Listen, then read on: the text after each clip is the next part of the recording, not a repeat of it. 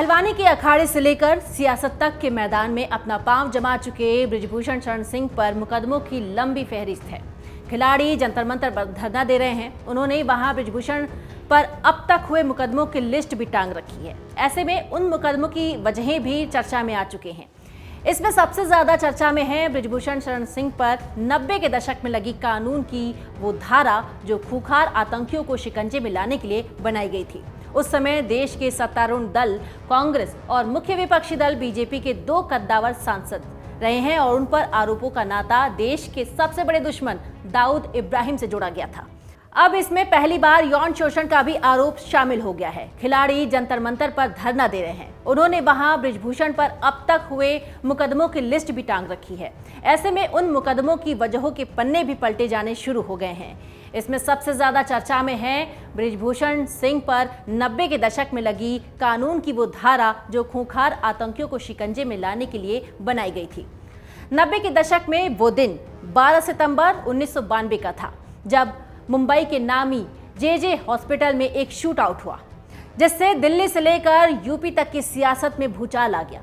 अब पहले जानिए कि उस समय हुआ क्या था। दाऊद ये नाम उस समय काफी चर्चा में था।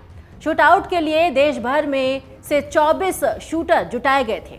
पहली बार मुंबई में इस हमले के लिए AK-47 गन का इस्तेमाल हुआ।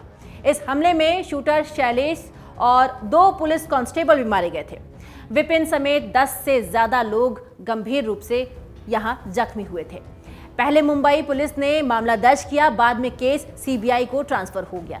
CBI की जांच के तार दिल्ली से लेकर यूपी की सियासत से जुड़ गया। दरअसल दाऊद का बदला लेने वाले शूटर्स की मदद करने का आरोप लगा उस समय के बीजेपी सांसद बृजभूषण शरण सिंह पर। बृजभूषण उस वक्त यूपी में गोंडा से सांसद थे। उनके साथ आरोपी बना अगला नाम और भी चौंकाने वाला था। ये नाम उस समय घोसी से सांसद और PV नरसिम्हा राव सरकार में केंद्रीय मंत्री कल्पनाथ राय का नाम है।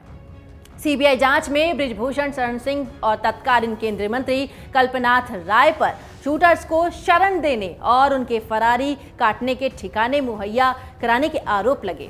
CBI ने अपनी चार्जशीट में आरोप लगाया कि बृजभूषण ने शूटर्स को दिल्ली के मीना बाग वाले अपने सरकारी आवास में ठहराया था और यही नहीं, सुभाष ठाकुर को नेपाल भागने के लिए जीप मुहैया कराई गई। हमले के बाद ठाकुर और उसके साथ भागकर नैनीताल भी आए। वहां उनके रुकने का इंतजाम बृजभूषण ने ही कराया था।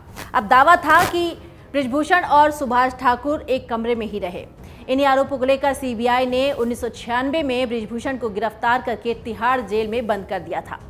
आरोपियों पर आतंकवादी और विघटनकारी गतिविधियां रोकथाम अधिनियम, जिसे टाडा अधिनियम भी कहते हैं, वो लगाया गया।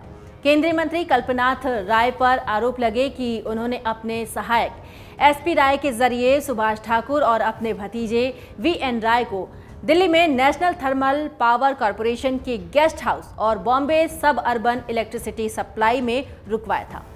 NTPC के कमरों के बिलों का भुगतान भी निगम ने ही किया था। ये कमरे 22 जून से 3 अक्टूबर 1992 की अवधि के लिए बुक किया गया था। टाडा कोर्ट ने 24 मई 1996 को कल्पनाथ राय और बृजभूषण शरण सिंह के खिलाफ गैंगस्टरों को शरण देने के आरोप तय किए थे और हालांकि कोर्ट ने बृजभूषण शरण सिंह और यूपी के माफिया ब्रिजेश सिंह और कल्पनाथ राय के भतीजे वीरेंद्र राय पर आरोप सही नहीं पाए और उन्हें बरी कर दिया। लेकिन इसी मामले में कल्पनाथ राय पर टाडा कोर्ट ने 10 साल की जेल और 10 लाख रुपए जुर्माने का दंड लगाया।